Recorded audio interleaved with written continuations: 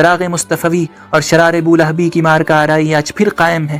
بدقسمتی سے ابو لہب کے کیمپ کی طرف وہ لوگ نظر آ رہے ہیں جو اسلام کی طرف اپنا انتساب کرتے ہیں اور عربی زبان بولتے ہیں۔ وہ آج اپنے جاہلی کارناموں اور اصنام پر فخر کرنے لگے ہیں جن کو آپ نے پاش پاش کر دیا تھا۔ مجھے عالم عربی کے بعض حصوں میں جن کو آپ کا مرکز اور قلعہ ہونا چاہیے تھا ایک عام بغاوت نظر آ رہی ہے، لیکن کوئی فاروق نہیں۔ میں نے سنا وہ کہہ رہے تھے، اے خدا کے رسول، اگر آپ نہ ہوتے اور آپ کا یہ جہاد اور یہ دعوت نہ ہوتی، اور اگر آپ کا یہ دین نہ ہوتا جس پر ایمان لانے کے بعد ہمارے آباء و اجداد گوشہ عزلت اور قعر مذلت سے نکل کر عزت و سربلندی، بلند ہمتی و حوصلہ مندی کی وسیع زندگی میں داخل ہوئے۔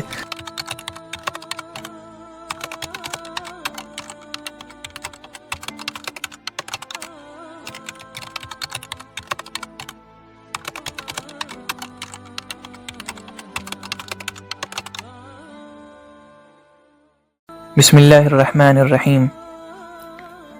میں کل مسجد نبوی میں روضہ جنت میں بیٹھا ہوا تھا۔ میرے چاروں طرف نمازیوں اور عبادت گزاروں کا کثیر مجمع تھا۔ ان میں کچھ لوگ سجدے میں تھے اور کچھ رکوع میں۔ تلاوت کی آوازیں فضا میں اس طرح گونج رہی تھیں جیسے شہد کی مکھیاں اپنے چھتے میں بھن بھنا رہی ہوں۔ اس وقت کا سماں کچھ ایسا تھا کہ مجھے تاریخ اور تاریخی شخصیات کو تھوڑی دیر کے لیے فراموش کر دینا چاہیے تھا، لیکن تاریخ کی قدیم یادیں بادلوں کی طرح میرے دل و دماغ پر چھا گئیں اور میرا ان پر کوئی زور نہ چل سکا۔ مجھے ایسا محسوس ہوا کہ اس امت کی بعض نامور شخصیتوں اور رہنماؤں کو ایک نئی زندگی عطا کی گئی ہے اور وہ وفود کی شکل میں یکے بعد دیگرے بارگاہ نبوی میں حاضر ہو رہے ہیں اور اسی عظیم مسجد میں فریضہ نماز ادا کرنے کے بعد اس عظیم نبی کو ہدیہ سلام اور خراج عقیدت و محبت پیش کر رہے ہیں اور اس کے احسان کا اعتراف کر رہے ہیں۔ اچانک میری نگاہ ایک طرف اٹھ گئی۔ میں نے دیکھا کہ باب جبرائیل سے ایک جماعت داخل ہو رہی ہے۔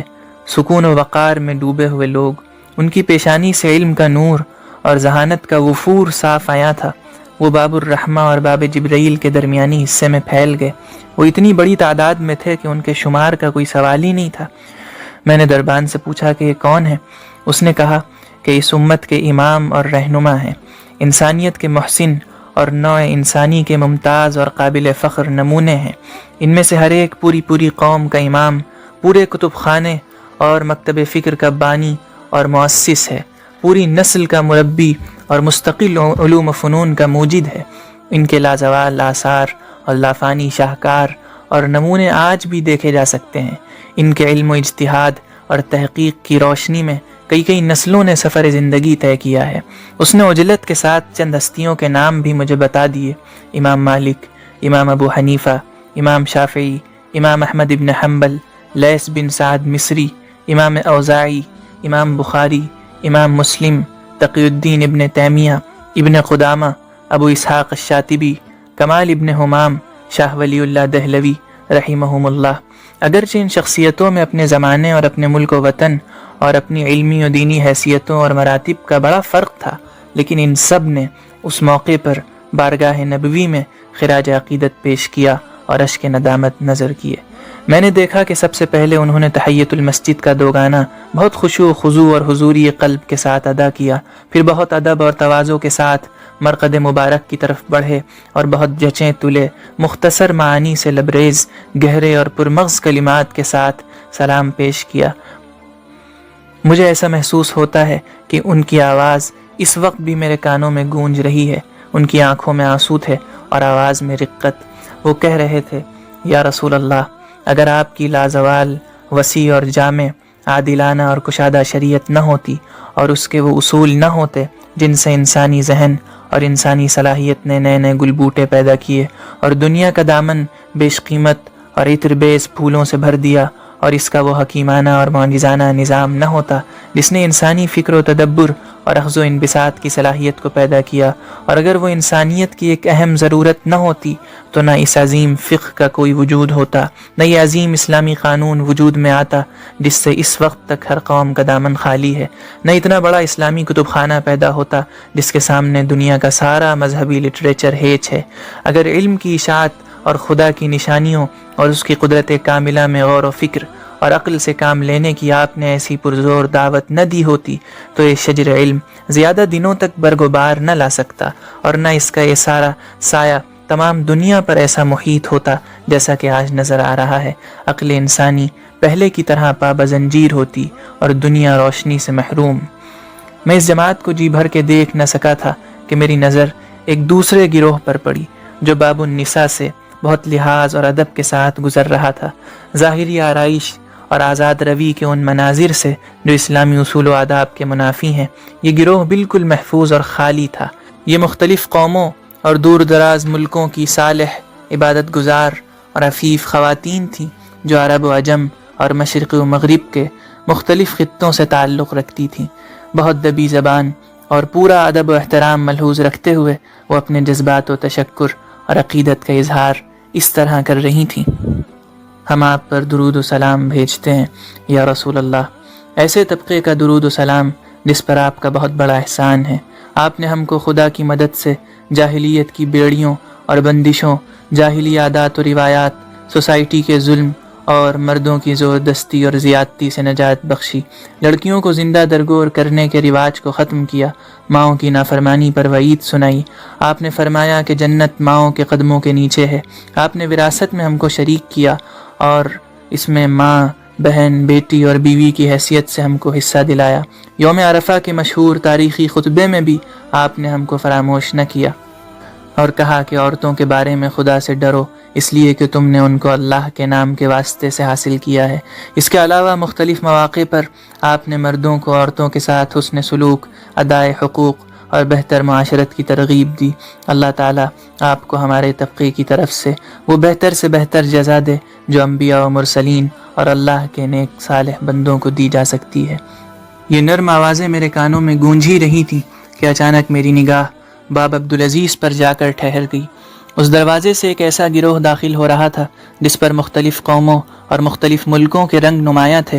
اس میں دنیا کے بڑے بڑے سلاطین اور تاریخ کے ممتاز ترین بادشاہ اور فرما روا شامل تھے: ہارون رشید، ولید بن عبد الملک، ملک شاہ سلجوقی، صلاح الدین ایوبی، محمود غزنوی، ظاہر بیبرس، سلیمان اعظم اور اورنگزیب عالمگیر بھی اس گروہ میں شامل تھے۔ انہوں نے اردلیوں اور چوبداروں کو دروازے کے باہر ہی چھوڑ دیا اور نظریں جھکا کر تواضع و انکساری کا مجسمہ بنے ہوئے بہت آہستہ آہستہ گفتگو کرتے ہوئے چل رہے تھے۔ میری نظر کے سامنے ان سب کی شخصیتیں اور کارنامے ابھرنے لگے۔ میری آنکھوں میں اس طویل و عریض دنیا کا نقشہ پھر گیا جس پر ان کا سکہ چلتا، ان کا ڈنکا بجتا تھا۔ ان کی بادشاہی اور فرما روائی کی تصویر یکایک میرے سامنے آ گئی جو ان کو دنیا کی بڑی بڑی قوموں، طاقتور سلطنتوں اور جابر بادشاہوں پر حاصل تھی۔ ان میں وہ ہستی بھی تھی جس نے بادل کے ایک ٹکڑے کو دیکھ کر یہ تاریخی جملہ کہا تھا: تو جہاں چاہے جا کے برس، تیرا خراج آخرکار میرے ہی خزانے میں آئے گا۔ وہ شخص بھی تھا جس کی سلطنت کی وسعت کا عالم یہ تھا کہ اگر سب سے تیز رفتار سانڈنی سوار سلطنت کے ایک سرے سے دوسرے سرے تک جانا چاہتا تو یہ 15 ماہ سے کم میں ناممکن تھا۔ ان میں وہ فرما روا بھی تھے جو نصف کرۂ ارضی پر حکومت کرتے تھے اور بڑے بڑے بادشاہ ان کو خراج پیش کرنے پر مجبور تھے۔ ایسے فرما روا بھی تھے جن کی ہیبت سے سارا یورپ لرزہ برندام تھا اور جن کے زمانے میں مسلمانوں کو عزت کا یہ مقام حاصل تھا کہ جب وہ یورپ کے ملکوں میں جاتے تھے تو ان کے دین کے احترام اور ان کے غلبے اور سطوت کے اثر سے گرجوں کے گھنٹے بجنا بند ہو جاتے تھے۔ الغرض اسی طرح کے نہ جانے کتنے بادشاہ اور فرما روا اس مجمع میں موجود تھے۔ وہ مسجد نبوی میں نماز ادا کرنے کے لیے آگے کی طرف بڑھ رہے تھے اور حضور کو درود و سلام کا ہدیہ پیش کرنا چاہتے تھے اور اس کو اپنے لیے سب سے بڑا شرف و اعزاز اور سب سے بڑی سعادت سمجھتے تھے اور تمنا کرتے تھے کہ کاش ان کی یہ نماز اور یہ درود و سلام قبول ہو۔ میں نے دیکھا کہ وہ لرزتے ہوئے قدموں کے ساتھ آہستہ آہستہ آگے کی طرف بڑھ رہے ہیں۔ ان کے دلوں پر ہیبت طاری تھی، یہاں تک کہ وہ صفہ کے نزدیک پہنچ گئے جو فقراء صحابہ کا مسکن اور جائے قیام تھا۔ وہ تھوڑی دیر کے لیے وہاں رک گئے اور عزت و احترام اور شرم و حیا کے ملے جلے جذبات کے ساتھ اس جگہ کو دیکھنے لگے جو کبھی ان فقراء و مساکین کا ٹھکانہ تھا جن کے قدموں کی خاک کو یہ اپنی آنکھ کا سرما بنانے کو تیار ہیں۔ اس کے قریب ہی انہوں نے تحیۃ المسجد کے طور پر 2 رکعتیں پڑھیں اور قبر مبارک کی طرف بڑھے اور پھر ان کی محبت و عقیدت، جذبات و احساسات اور علم و ایمان نے جو کچھ کہلوایا وہ انہوں نے اس بارگاہ نبوی میں عرض کیا، لیکن شریعت کے آداب کا خیال رکھتے ہوئے اور توحید خالص کو پیش نظر رکھ کر میں نے سنا وہ کہہ رہے تھے، اے خدا کے رسول، اگر آپ نہ ہوتے اور آپ کا یہ جہاد اور یہ دعوت نہ ہوتی جو دنیا کے گوشے گوشے میں پھیل گئی اور جس نے بڑے بڑے ملکوں کو فتح کر لیا، اور اگر آپ کا یہ دین نہ ہوتا جس پر ایمان لانے کے بعد ہمارے آباء و اجداد گوشہ عزلت اور قعر مذلت سے نکل کر عزت و سربلندی، بلند ہمتی و حوصلہ مندی کی وسیع زندگی میں داخل ہوئے، پھر اس کے نتیجے میں انہوں نے بڑی بڑی سلطنتیں قائم کی، دور دراز ملکوں کو فتح کیا اور ان قوموں سے خراج وصول کیا جو کسی زمانے میں ان کو اپنی لاٹھی سے ہانکتی تھیں اور بھیڑ بکری کے گلے کی طرح ان کی پاسبانی اور حفاظت کرتی تھیں۔ اگر جاہلیت سے اسلام کی طرف اور گوشہ گمنامی اور تنگ و محدود قبائلی زندگی سے تسخیر عالم کی طرف یہ مبارک سفر نہ ہوتا جو آپ کی برکت سے انجام پذیر ہوا، تو دنیا میں کسی جگہ بھی ہمارا جھنڈا سربلند نہ ہوتا اور نہ ہماری کہانی کسی جگہ سنائی جاتی۔ ہم اسی طرح بے آب و گیا، خشک و ویران صحراؤں اور حقیر وادیوں میں دستوں گریباں رہتے۔ جو طاقتور ہوتا وہ کمزور پر ظلم کرتا، بڑا چھوٹے پر زیادتی کرتا۔ ہماری غذا بہت ہی حقیر اور ہمارا معیار زندگی اتنا پست تھا کہ اس سے زیادہ پست کا تصور مشکل ہے۔ ہم اس گاؤں یا اپنے محدود قبیلے سے آگے بڑھ کر کچھ سوچنے کی صلاحیت ہی نہیں رکھتے تھے جس میں ہماری ساری زندگی اور ساری جد و جہد محصور تھی۔ ہماری مثال تالاب کی مچھلیوں اور کنویں کے مینڈکوں کی سی تھی۔ ہم اپنے محدود تجربوں کے جال میں گرفتار تھے اور اپنے جاہل اور بے عقل آباء و اجداد کے گن گاتے تھے۔ یا رسول اللہ، آپ نے ہم کو اپنے دین کی ایسی روشنی عطا کی کہ ہماری آنکھیں کھل گئیں، خیال میں وسعت پیدا ہوئی، نظر کو جلا ہوئی۔ اس کے بعد ہم اس وسیع اور جامع دین اور اس روحانی رشتے اور رابطے کو لے کر خدا کی وسیع اور کشادہ زمین میں پھیل گئے۔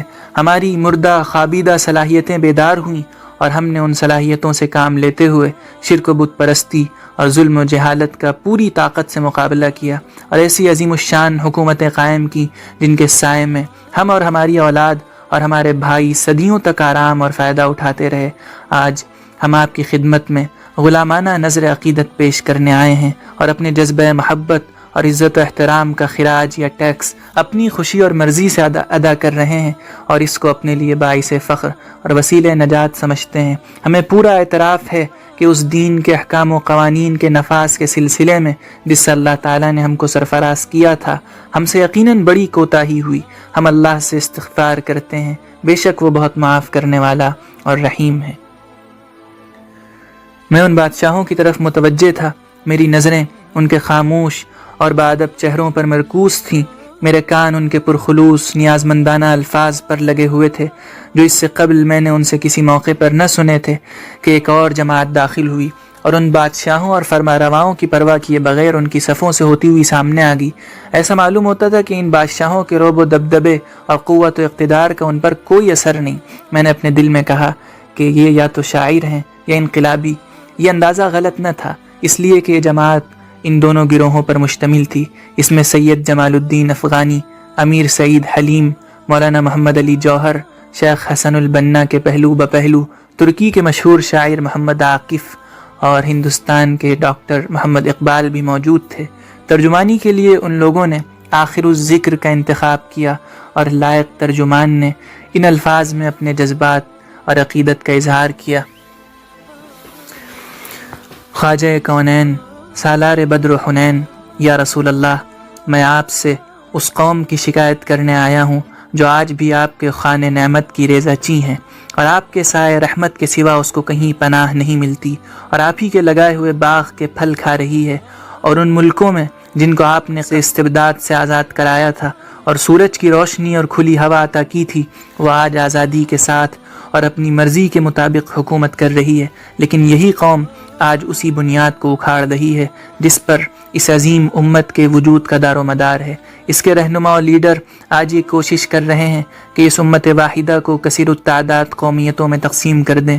وہ اسی چیز کو زندہ کرنا چاہتے ہیں جس کو آپ نے ختم کیا تھا، اسی چیز کو بگاڑ رہے ہیں جس کو آپ نے بنایا تھا۔ وہ اس امت کو عہد جاہلیت کی طرف دوبارہ واپس لے جانا چاہتے ہیں جس سے آپ نے ہمیشہ ہمیش کے لیے نکالا تھا، اور اس معاملے میں یورپ کی تقلید کر رہے ہیں جو خود زبردست ذہنی افلاس و انتشار اور بے یقینی کا شکار ہے۔ وہ اللہ کی نعمت کو ناشکری سے تبدیل کر کے اپنی قوم کو تباہی کے گھر کی طرف لے جانا چاہتے ہیں۔ چراغ مصطفی اور شرار ابو لہبی کی مارکہ آرائی آج پھر قائم ہے۔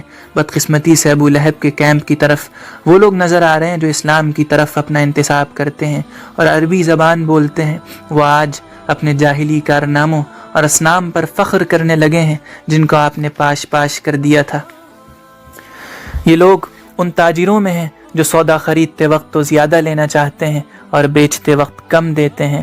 آپ سے انہوں نے ہر چیز حاصل کی اور ہر طرح کی قوت و عزت سے بہرہ مند ہوئے۔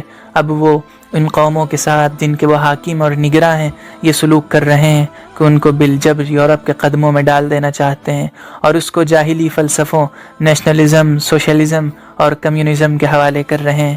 آپ نے جن بتوں سے کعبے کو پاک کیا تھا وہ آج مسلمان قوموں کے سروں پر نئے نئے ناموں اور نئے نئے لباسوں میں پھر مسلط کیے جا رہے ہیں۔ مجھے عالم عربی کے بعض حصوں میں جن کو آپ کا مرکز اور قلعہ ہونا چاہیے تھا ایک عام بغاوت نظر آ رہی ہے، لیکن کوئی فاروق نہیں۔ فکری و ذہنی ارتداد کی آگ تیزی کے ساتھ پھیل رہی ہے اور کوئی ابو بکر نہیں جو اس کے لیے مردانہ وار میدان میں آئے اور اس آگ کو بجھائے۔ میری طرف سے اور میرے تمام ساتھیوں کی طرف سے جن کی نمائندگی اور ترجمانی کا فخر مجھے آج حاصل ہوا، دل کی گہرائیوں سے نکلنے والے اور عقیدت و احترام کے جذبات میں ڈوبے ہوئے سلام کا تحفہ قبول ہو۔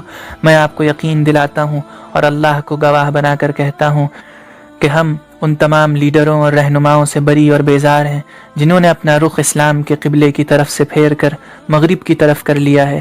یہ وہ لوگ ہیں جنہیں آپ سے اور آپ کے دین سے کوئی تعلق باقی نہیں رہ گیا۔ ہم آپ کی وفاداری اور اطاعت شعاری کا پھر اعلان کرتے ہیں اور جب تک زندگی ہے اسلام کی اس رسی کو انشاءاللہ مضبوطی سے پکڑے رہیں گے۔